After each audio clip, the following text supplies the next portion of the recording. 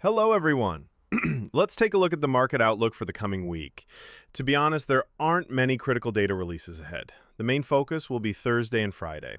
On Thursday, GDP figures and weekly jobless claims will be released. On Friday, we'll get the core PCE numbers, both monthly and yearly. Other than that, the calendar looks fairly light. On Monday, new home sales will be reported, which could matter for rate-sensitive companies. Tuesday brings consumer confidence data, but I don't expect it to have a major impact. Wednesday looks quiet with nothing significant on the agenda. Anis mentalish and isfalin fish. Last week's big event was the Jackson Hole Symposium. Leading up to it, markets pulled back. As I mentioned earlier, I didn't see much reason to worry after Powell's speech. While indexes fell, many tech stocks dropped between 8 and as much as 20 to 30%, which created some solid buying opportunities. After Powell spoke, the market bounced sharply.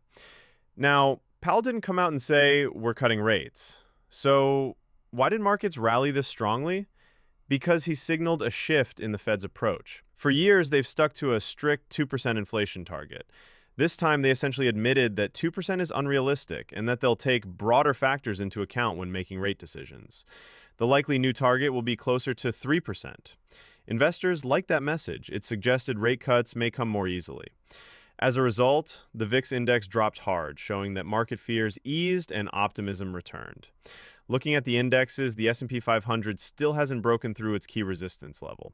That's the level we'll be watching. If it pushes higher and closes above 6,500, the next logical target would be 6,900, which lines up with the Fibonacci golden ratio level. In other words, that's where the next leg of the rally could head. But there's a catch. Historically, September has been the weakest month for the S&P 500 over the last 50 years.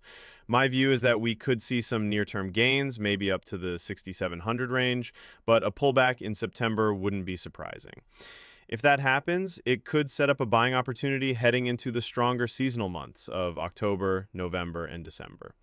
I don't usually like making bold predictions, but since many ask, that's my outlook. Of course, I could be wrong. For me, technicals are what matter most.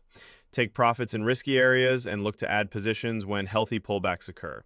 Don't get caught up in fortune telling. Focus on the charts. Despite some negative divergences, the indexes are still climbing, and Powell's message supported that. Unless Trump throws a new curveball, I'd expect the upward trend to hold. Turning to the Nasdaq 100, we did see a sell signal earlier, but the index managed to recover. The key question now is whether it can break above the 24,000 resistance. If it does, the next target would be around 25,900, also a Fibonacci level. The Russell 2000, which tracks smaller companies, actually outperformed. While the S&P 500 and Nasdaq gained around 1.5% after Powell's comments, the Russell jumped nearly 4%. That shows small caps are starting to lead in this environment. I hope my comments have been helpful. In the next video, I will also conduct technical analyses of stocks. Please don't forget to like and subscribe to my channel. It's important for the continuation of the videos. Have a great week and lots of profits.